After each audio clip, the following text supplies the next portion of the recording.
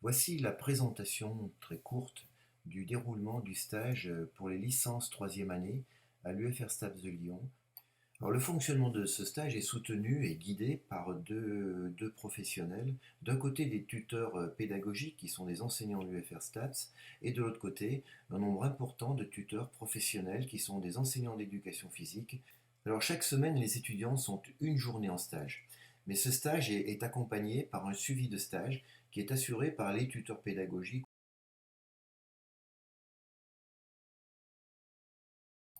De leur côté, les tuteurs professionnels, qui sont des enseignants d'éducation physique, accueillent ces étudiants sous forme de binôme chaque mercredi. Le stage commence début octobre, il se termine fin mai. C'est une obligation pour les étudiants d'aller jusqu'à la fin du mois de mai. Il y a 4 heures pour eux vraiment d'intervention face à une classe le matin du mercredi, et l'après-midi, ils sont dans le cadre de la S, animateurs d'une activité physique et sportive. Alors, dans cette année de licence où les étudiants doivent valider un total de 60 crédits sur l'année, 2 fois 30 crédits, eh bien, le stage occupe une place relativement importante. Donc, ce stage en établissement scolaire est rattaché à un enseignement théorique. Et cet ensemble, enseignement théorique et pratique pédagogique sur le lieu du stage, représente 9 crédits par semestre.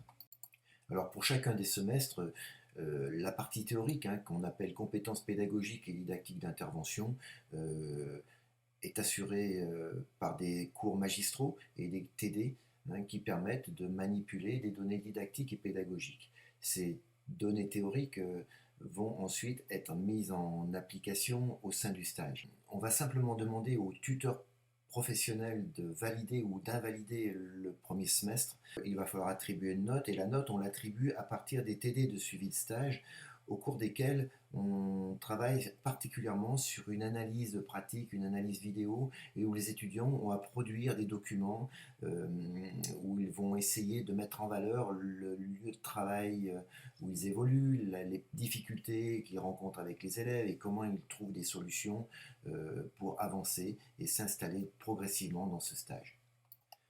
Bon, à titre indicatif, on affiche ici simplement les modalités de contrôle continu, et ça vous donne une idée de la répartition des points sur ces deux enseignements qui sont d'un côté compétences pédagogiques et didactiques d'intervention et de l'autre côté le stage qui englobe vidéo-analyse de pratique et stage second degré.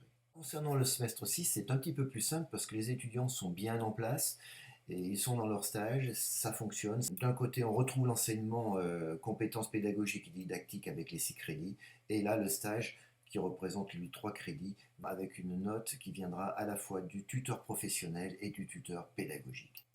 Alors, nous avons dit que le stage et l'intervention en stage a été étroitement lié au deuxième enseignement qui représente 6 crédits, qui s'appelle compétences pédagogiques et didactiques d'intervention. Le but du jeu lors du stage sera pour ces étudiants d'essayer d'associer ces contenus théoriques à des pratiques pédagogiques et des choix didactiques qu'ils font en situation d'enseignement. Alors, le semestre 5 concerne des contenus à caractère plutôt didactique. Le semestre 6, lui, a plus un caractère pédagogique et porte davantage sur comment engager les élèves dans l'apprentissage, s'intéresser aux formes d'apprentissage moteur qui sont en place lors des leçons d'éducation physique, et puis un peu plus loin, comment réguler, comment ajuster, comment jouer avec les différentes tensions que rencontre l'enseignant au fil de ses leçons, au fil des séquences d'enseignement. Alors, l'intérêt de cette combinaison entre l'enseignement compétences pédagogiques et didactiques d'intervention et cet enseignement de stage a pour mission finalement d'orienter ces étudiants vers l'oral du CAPES qui les attend en principe l'année suivante. Il est nécessaire de parler de comment ces étudiants sont affectés en stage et les règles à respecter. Alors, la mise en stage de ces étudiants est le fruit d'un partenariat étroit entre l'UFR STAPS de Lyon, bien sûr, euh, avec aussi les services de l'inspection pédagogique régionale, le rectorat, bien sûr, avec la DAFOP, et en plus avec le SPE qui pilote le bureau des stages. Pour commencer son stage, l'étudiant doit avoir enseigné une convention de stage. Cette convention de stage suit un cheminement très précis. Nous recevons de la part de la DAFOP l'ensemble de ces conventions qui vont être signées par l'étudiant puis par le directeur de l'UFR STAPS. Ensuite, ces conventions, bien sûr, sont retournées au service de la DAFOP pour une signature de la part des services de Madame la rectrice. Alors après les conventions de stage, la deuxième contrainte qu'on rencontre, c'est l'affectation dans la zone géographique. On demande aux étudiants de produire dès le départ deux vœux, deux souhaits de zones géographiques sur lesquelles ils auront plus de facilité à se déplacer. Deuxièmement, on va les affecter dans un même groupe de TD, ces étudiants, de telle sorte qu'ils puissent être avec leur binôme. Il est attendu dans cette formation que ces étudiants se montrent compétents dans 4 domaines. En gros, il est question de savoir observer, interpréter ce qui se passe et construire et animer des séquences d'enseignement. En plus, ils devront se montrer capables de construire des dispositifs d'apprentissage et de faire apprendre finalement aux élèves autant sur le plan moteur que sur le plan non moteur.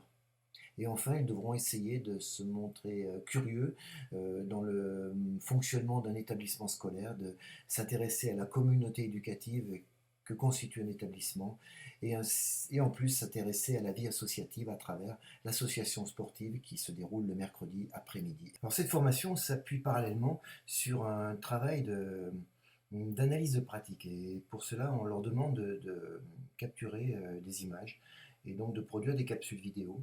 Là, ils auront à apprendre à scénariser leur prise de vue, à essayer de tourner de manière à peu près correcte, digeste, et puis de parvenir à monter simplement de petites séquences qui sont révélatrices du contexte de travail et qu'ils pourront ensuite partager avec les autres en formation.